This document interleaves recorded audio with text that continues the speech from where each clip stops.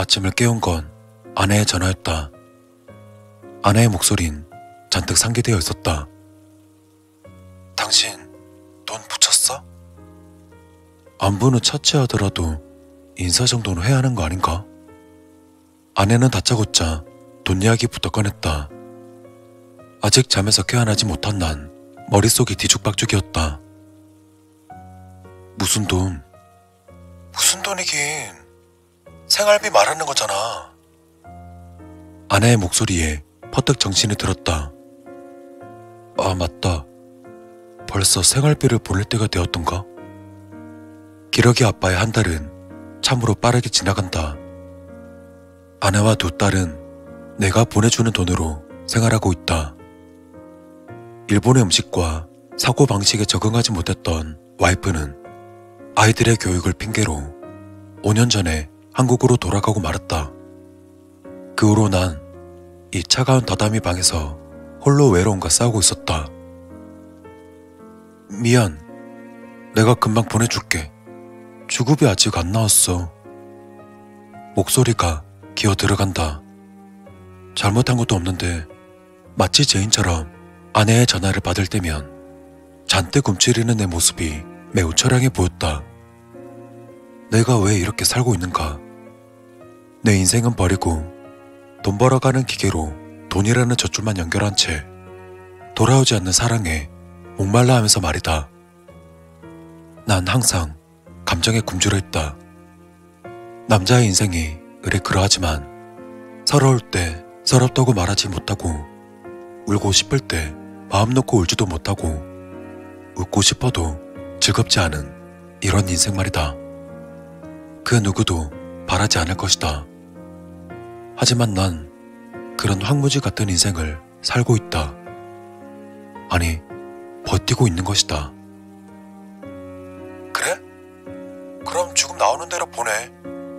오늘 민영이 수련회비 내야 되는데 그것도 제때 못 내면 애가 기죽잖아. 그래, 내가 보내줄게. 애들은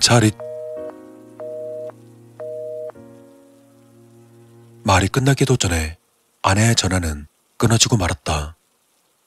딸의 전화를 받은 지는 꽤 많은 시간이 지났다. 아이들은 방학이 되면 이곳에서 일주일씩 보내다 다시 돌아가곤 했지만 그마저도 2년 전부터는 공부를 핑계로 오지 않게 됐다. 이제 나는 이곳에서 정말로 혼자인 것이다. 눈을 감고 있고 싶었다. 자는 동안은 정말 죽은 듯 그런 감정에 허기짐에서 벗어날 수 있었다. 그 시간만이 내게 허용된 아주 적은 안식이었고 그것마저 없다면 아마도 난 무서운 생각을 했을지도 모르겠다. 하지만 난 눈을 더 감고 있지 못했다. 시계를 보고서 반사적으로 벌떡 일어났다. 맙소사, 출근 시간이 20분이나 지나 있었다. 여기가 한국이라면 이런 상황에서 곧바로 상사에게 전화가 나를 들었겠지만 일본은 달랐다. 겉으로는 표현하지 않다가 골물대로 골무면 그때 폭탄을 터뜨리듯 한 방에 끝장을 내는 것이다. 그것이 바로 타테마에다.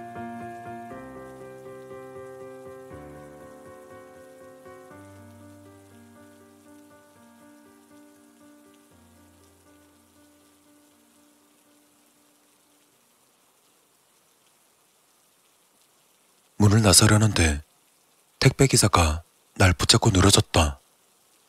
그건 묵직한 물건이 든 상자였는데 발신자를 볼 새도 없이 정신이 없는 탓에 대충 사인만 해주고 집을 나섰다.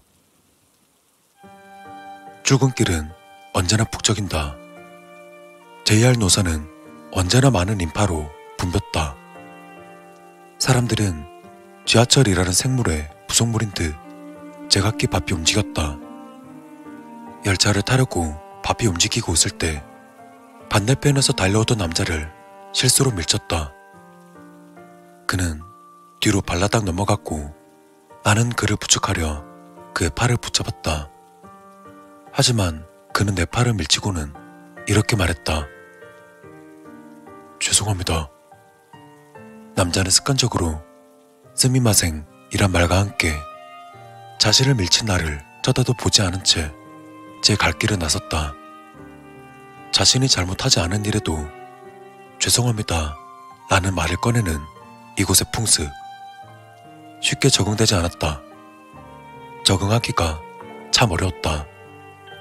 갈등을 만들지 않으려 잘못하지 않은 일에도 죄송하다는 말을 하는 꼴이었다.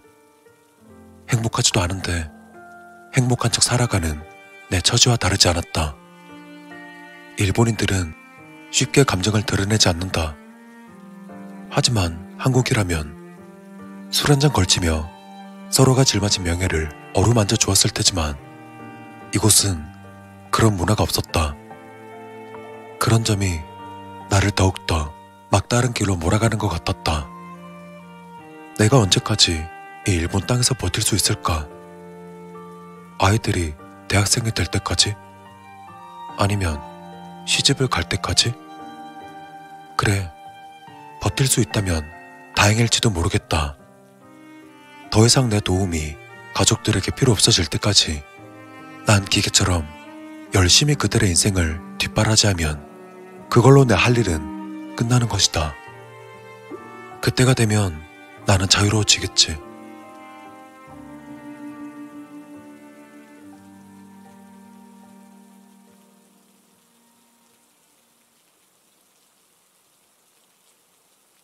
공장은 내가 없는 것쯤은 아무렇지도 않은지 바삐 움직이고 있었다. 내가 일하는 4번 용광로에서 직장 동료 마스자카가 바삐 버튼들을 눌러대고 있었다. 그는 나와 같은 40대 남성이었고 센다이 출신이다. 그리고 그는 후쿠시마 원전에서 일하다 쓰나미로 인해 가족들을 다 잃은 불쌍한 사람이었다. 마스자카, 미안해. 늦잠을 자버렸지 뭐야. 나는 작업복을 입고 안전모를 쓰면서 그에게 말했다. 하지만 난 진심으로 미안하다는 마음이 느껴지지 않았다. 어느새 나 역시 노예가 돼버린지도 모르겠다. 괜찮아, 조. 다음엔 내가 늦잠을 자지 뭐. 마스자카는 나에게 내 이름의 조시성을 따서 조라고 불렀었다. 마스자카는 호탕하게 웃고는 인수인계를 해주었다. 인수인계가 마무리되자 그는 내 어깨를 툭툭 치더니 관리실을 나섰다. 아마 힘내라는 표현인 듯 했다. 쳇바퀴 굴러가는 하루가 다시 시작되었다. 이곳에 용광로 관리실엔 빨갛고 노랗고 파란 버튼들이 빼곡히 들어차 있다. 내가 맡은 일은 이 버튼들을 하루 종일 눌러대며 용광로를 관리하는 것이다. 용광로에 들어찬 샘물을 식히고 끓이고 또 식히고 또 끓이다 보면 어느새 내 하루는 끝이 난다. 정신을 놓으면 끔찍한 사고가 발생하는 곳이지만 같은 일을 반복하다 보면 그런 중압감조차 가볍게 느껴진다. 관리실은 비좁다. 나만의 공간이자 발 뻗기도 힘든 협소한 곳이었다. 점심을 관리실에서 해결해야 될 정도로 무척이나 바쁜 날엔 나는 하루 종일 아무 말도 하지 않을 때도 있었다.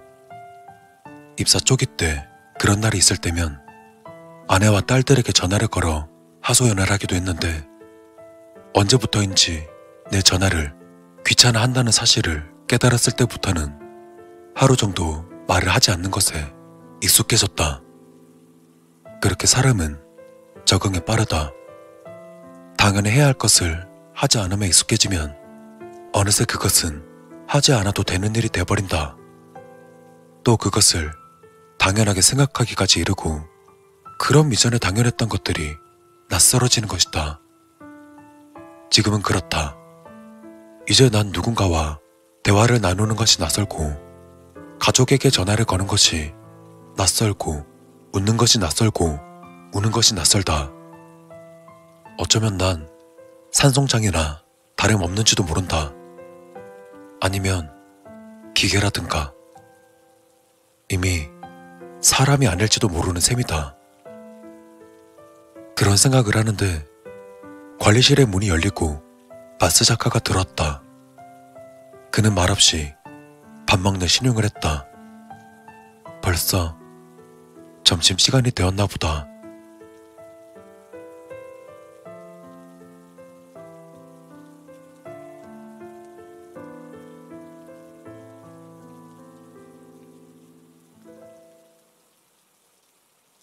사내 식당에서 동료들과 밥 먹을 때 그나마 대화들이 조금은 오가곤 한다. 말 많기로 유명한 히토미가 이야기를 주도하고 나와 마스자크는 거의 듣는 쪽이었다.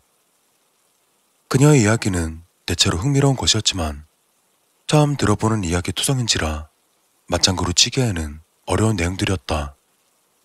내가 경험하지 못한 것들을 이야기하거나 역사서에서나 나올 법한 천황들에 대해 이야기를 꺼내면 대꾸할 말을 찾지 못했다. 하지만 오늘 그녀가 꺼낸 이야기는 조금 달랐다. 있잖아, 15년 전인가? 3번 용광로에서 끔찍한 일이 일어났는데 혹시 알고 있어? 히토미가 끔찍한 일이라는 말을 꺼낼 때 의미심장한 표정을 지었다. 3번 용광로? 글쎄, 나랑 조는 여기 입사한 지 10년도 안 됐어. 마스자카가 통새우로 씹어대며 말했다. 그는 자신이 먹고 있는 나베 요리에만 관심 있는 듯했다. 들어봐. 3번 용광로 관리하던 어떤 사람이 끓인 샘물을 다 부어낸 줄 알고 용광로 위로 올라간 모양이야. 그런데 쇳물이 조금 남아있었지. 그 당시에는 지금처럼 버튼식이 아니라 당기는 레버식이라 용광로 위에서 레버를 힘들게 당겼지. 그러면 용광로 닫개가 열리고 남은 쇳물이 나오는데 그때 그 사람이 레버를 당기다가 중심을 잃었었나 봐. 그래서 그 남은 쇳물 위로 추락했는데 그래서 먹는 것에 신경이 팔려있던 마스자카가 어느새 히토미를 재촉하고 있었다. 쇳물이 많았으면 그대로 다 녹아버렸겠지. 그런데 쇳물이 조금밖에 없어서 더 끔찍했어. 그때 하반신이 쇳물에 녹아 사라지고 장기들이 쏟아졌어. 그리고 뒤에 인체의 장기들이 연료가 돼버려서 불길이 다시 살아났어. 하반신은 용광로에 녹아 사라지고 상반신은 숯더미가 돼버렸나봐. 사람들은 아무도 없었어? 내가 물었다. 그러자 히토미가 소리내어 웃었다. 신고는 했지. 근데 그런 상황에서 어떻게 가까이 가겠어? 사람은 누구나 위험에 처해지면 이성적이게 되는 법이야. 그 사람이 내 가족도 아닌데 어떻게 샘물로 뛰어들겠어? 그녀는 내 의중을 읽었는지 묻지도 않은 말까지 장황하게 설명했다. 근데 그 이야기를 지금 꺼낸 이유가 뭐야? 마스 작가는 잔뜩 표정을 찌푸린 채 물었다. 미안. 식욕이 좀 떨어지는 이야기였지. 이 이야기를 꺼낸 이유가 뭐겠어? 어제 말이야, 마나부 씨가 사직서를 냈어. 미나토 마나부. 학창시절 스모 선수로 이름을 날렸다던 그는 그런 과거에 걸맞게 덩치가 산만한 남자였다. 하지만 성격은 부드러웠고 입가에 항상 미소를 머금고 있었다. 그리고 그의 낙천적인 성격 탓에 화내는 모습을 본 적도 없었고 회사에 어떠한 불만도 없었던 것으로 알고 있다. 마나부 씨가 왜? 마나부 씨가 3번 용광로 관리자였잖아. 그러니까 그거랑 무슨 상관인데? 내가 답답하다는 듯 물었다. 그러자 히토미가 실소를 터뜨리면서 말했다. 이봐, 이 친구들 진짜 관심이 너무 없는 거 아니야? 3번 용광로 담당자가 몇 번이나 바뀌었는지 생각해봐. 너희가 입사한 후로도 5번은 더 바뀌었을걸? 히토미의 말은 사실이었다. 마나부 씨는 다른 제철소에서 스카웃되어 3번 용광로로 편입된 사람이었고, 그 전에도 이상하리 많지 3번 용광로에는 신입들이 아닌 경력자들이 편입되곤 했다. 대체로 그들은 다른 제철소에서 스카웃되어 오는 편이었는데, 경력이 많은 사람들이었지만 오래 버티지 못하고 사직서를 내곤 했다. 그래? 넌 관심 없어서 몰랐네. 마스자카의 말에 나는 쓴웃음을 지었다. 분명 이상한 일이었음에도 그간 우리들은 왜 신경조차 쓰지 못했을까? 분명 이것도 일본이라는 나라의 특성 때문일 것이다. 남의 일에 신경 쓰지 않는 일본인들은 대수롭지도 않은 일이었다. 아무튼 중요한 건 지금부터야. 그 사람들이 왜 사직했겠어? 제철소에 이상한 소문이 돌기 시작한 건 마나부 씨가 사직서 낼 때 사장에게 한 말을 요시다가 우연히 듣고 난 뒤부터 시작했어.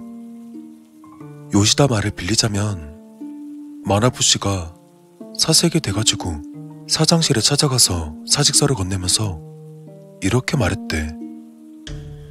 더 이상 여기서 일 못합니다. 여기서 일하다간 그 사람 꼴이 되고 말 거예요. 밤마다 나타난다고요. 나타나서는 나보고 도와달라고 해요. 뭐가 나타나는데? 마스 작가가 궁금하다는 듯 물었다. 뭐겠어? 귀신이지. 15년 전에 3번 용광로에서 죽은 사람 말이야. 히토미가 말하자 마스 작가가 피식 웃었다. 이봐 히토미, 공포 영화를 너무 많이 본 거 아니야? 요즘 세상에 귀신이 어딨어. 아무튼 링이나 주온 같은 영화가 괜히 이상한 걸 퍼뜨렸다니까. 그리고 말이야, 요시다 그 녀석 허풍쟁이로 유명하잖아. 요시다는 사장의 비서직을 맡고 있는 청년이었다. 마스자카의 말대로 그는 허풍을 잘 떨었었는데 아마 그건 그가 전직 소설가이기 때문이기도 했다. 워낙 이야기 지어내는데 소질이 있는지라 그의 이야기는 대부분 사실 같았지만 모두 거짓이었다. 그래서 사내에서 그의 별명은 한국어로 해석하면 거짓말쟁이였다. 몰라. 아무튼 그런 이야기도 있고, 가장 중요한 건 사장이 낸 공문이야. 이번엔 3번 용광로 관리자를 우리 사원 중에서 뽑을 모양이던데.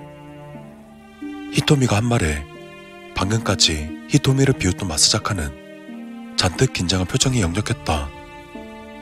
히토미는 그 모습을 보며 소리내어 깔깔거렸다. 하지만 마스자카의 걱정은 기우였는지도 모른다. 3번 용광로의 차기 관리자는 내가 당첨돼버렸으니 말이다.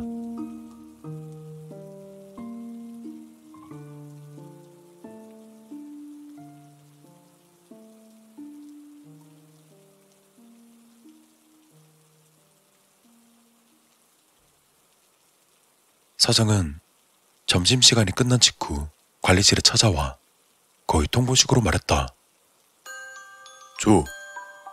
자네 요즘 출근이 늦잖아? 3번 관리실은 여기보다 좀 덜 머니까 자네가 하는 게 어때? 임원들 입에서도 자네에게 페널티가 있어야 된다는 말도 있고 말이야. 사장은 그렇게 말하며 3번 용광로 관리실 열쇠를 나에게 던졌다. 그리고는 뒤도 돌아보지 않고 나가버렸다. 그 일이 있고 10분도 채 되지 않았는데 마스 작가가 짐을 잔뜩 들고는 관리실로 찾아왔다. 내가 4번 용광로 관리실을 맡게 됐어. 아마 내 관리실에는 신입이 들어올 모양이야. 미안해, 조. 그의 말을 듣는 둥 마는 둥 난 작은 짐꾸러미를 챙겨 3번 용광로의 관리실로 향했다. 3번 용광로는 4번 관리실에서 약 150m 떨어진 곳에 위치했는데 공장 외곽에 있다 보니 날씨가 환할 때도 그곳엔 며칠 들지 않았다.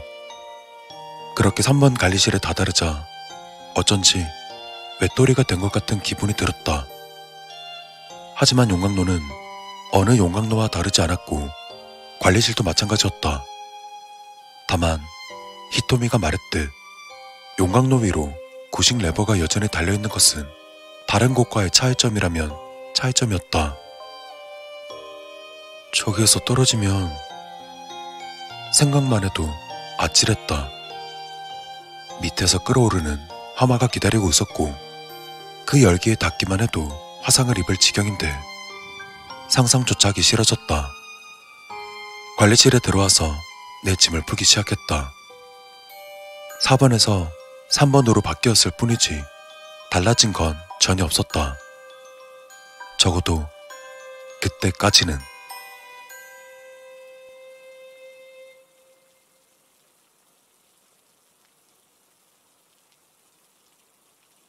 퇴근까지의 근무도 대체로 순조로웠다.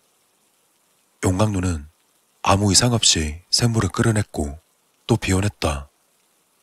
식힌 샘물은 라인을 따라 이동했고 다시 용광로에다 샘물이 채워지고를 반복했다.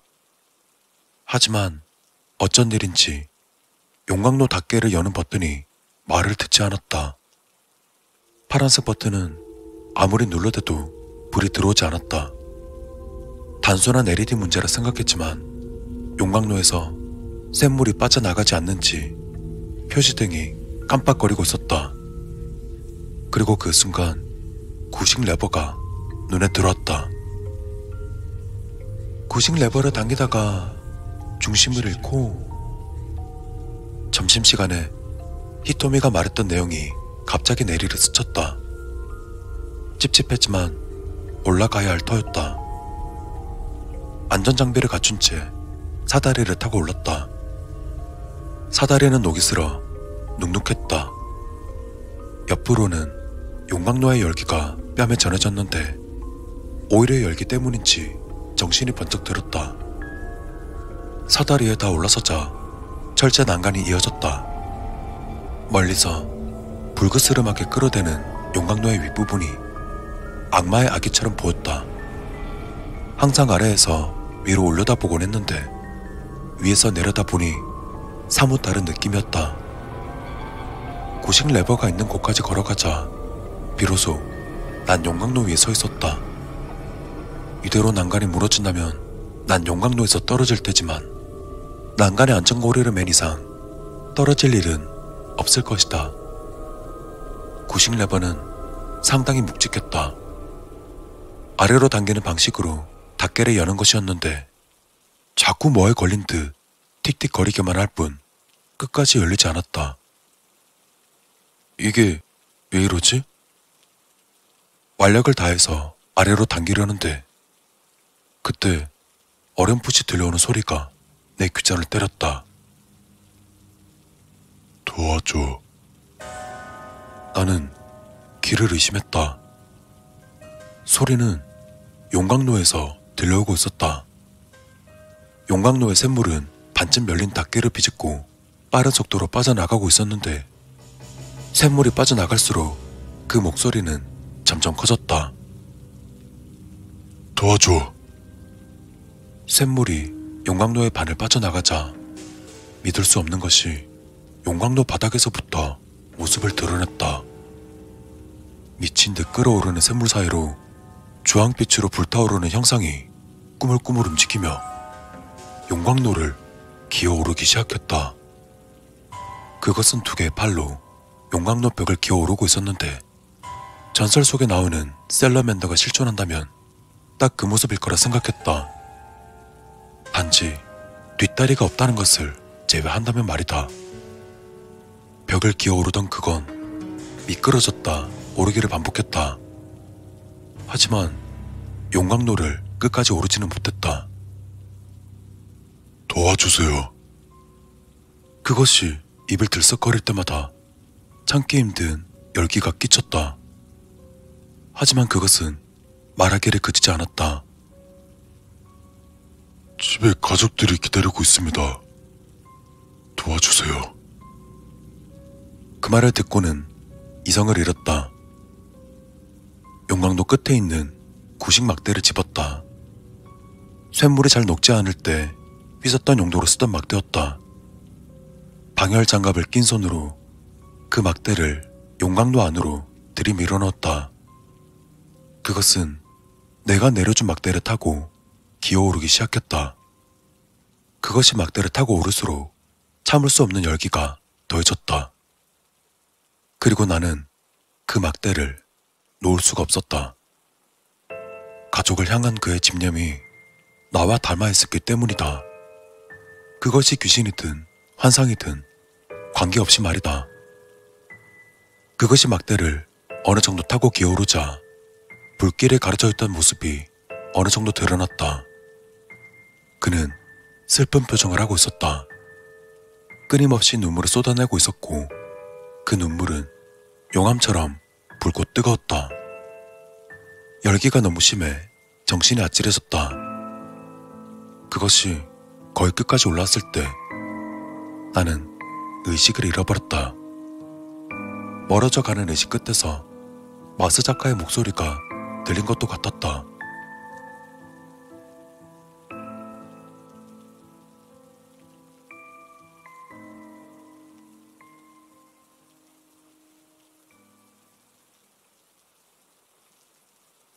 난 눈을 떴을 때 산의 응급처치실에 누워있었다.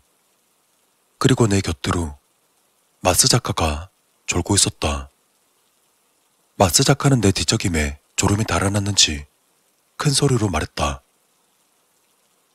이봐, 조. 정신이 들어? 어떻게 된 거야? 자네 죽을 뻔했어. 아니, 거긴 도대체 왜 올라갔어?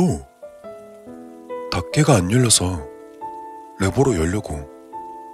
무슨 소리야? 거기 레버는 없어. 자네가 안전거리를 맨 채 난간에 매달려 있었잖아. 난 그걸 보자마자 달려가서 자네를 구했다고. 아마 더 있었다간 자네는 공중에 뜬 채 불이 붙었을 거라고.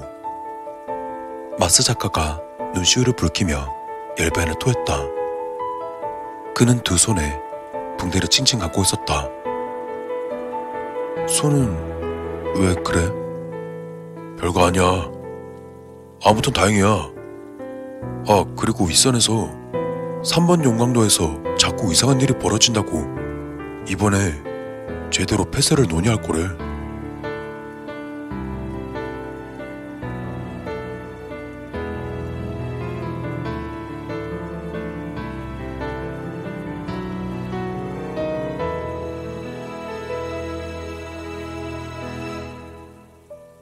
난 그날 집으로 돌아와 마스 작가의 행동을 곱씹었다.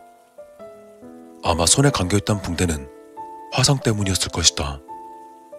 그럼 그가 나를 구하다 화상을 입었고 내가 걱정되어 눈시울을 붉혔단 말인가. 어쩌면 내가 이 일본이라는 곳을 오해하고 있었는지도 모른다. 일본의 문화 타테마에 편승해 사람의 진심을 곡해서 해석하고 이해하려 하지 않고 호의마저 왜곡시키려 들었는지도 모른다.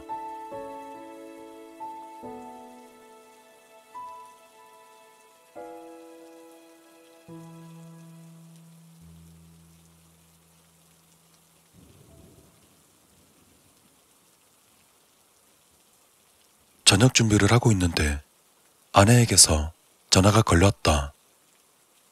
아내의 목소리는 아침과 비교해 봤을 때 조금 부드러워져 있었다. 회사 생활 힘들지 않아요? 간만에 들어보는 안부 인사였다. 평범하다면 평범한 인사에 나는 무척이나 가슴이 두근거렸다. 아니, 힘들 게 뭐가 있어. 매일 하던 일인걸. 아침에 화내서 미안해. 내가 그러면 안 되는데. 당신 우리 때문에 힘들게 힘내주고 있는데 미안해. 아내의 그 말을 듣는데 뜨거운 것이 볼을 타고 흘러내렸다. 나는 그것을 훔쳐낼 생각도 못하고 그대로 흘려내보내고 있었다. 어쩌면 그건 지금까지 쌓였던 감정이었을지도 모른다. 난 애써 목소리를 가다듬고 말했다. 아니야, 당신에게 속상한 거 없어. 그러니까 그런 말 하지 마. 아, 여보, 민선이 민영이도 아빠 목소리 듣고 싶다네. 잠시만. 이윽고 그리웠던 딸들의 목소리가 수화기를 타고 들려왔다. 아빠, 보고 싶어요. 아빠 잘 계시죠? 우리 큰딸 잘 있지? 필요한 건 없고? 우린 괜찮아요. 그보다 아빠 오늘 생신이시잖아요. 우리가 선물 보냈는데 아직 안 갔어요? 난 그제서야 아침에 택배 기사와 마주쳤던 사실이 떠올랐다. 신발장 근처에 아무렇게나 놓여있는 상자를 집어들었다. 발신자명으로 딸들의 이름과 아내의 이름이 또박또박 적혀 있었다. 나는 천천히 박스를 개봉했다. 혹시나 내용물이 다치지 않을까 노심초사하며 한 커플 벗겨내자 그 속에 들어있는 작은 앨범 하나가 드러났다. 앨범을 열자 또 한 번 눈시울이 붉어졌다. 지난 5년간 아내와 딸아이들이 찍은 사진들이었다. 나와 함께하지 않으면서도 나와 함께하는 척 사진 속 세 사람들 사이에는 한 사람분의 공간이 존재했다. 마침 내 자리를 항상 비워두고 있다는 듯이 말이다. 집에 가족들이 기다리고 있습니다. 그리고 그때 용광로 귀신의 그 말이 떠오른 건 왜였을까? 아마 내가 이곳에서 전전긍긍하며 살아가는 이유가 안타깝게 세상을 등진 용광로 귀신과 일맥상통하기 때문일지도 모른다.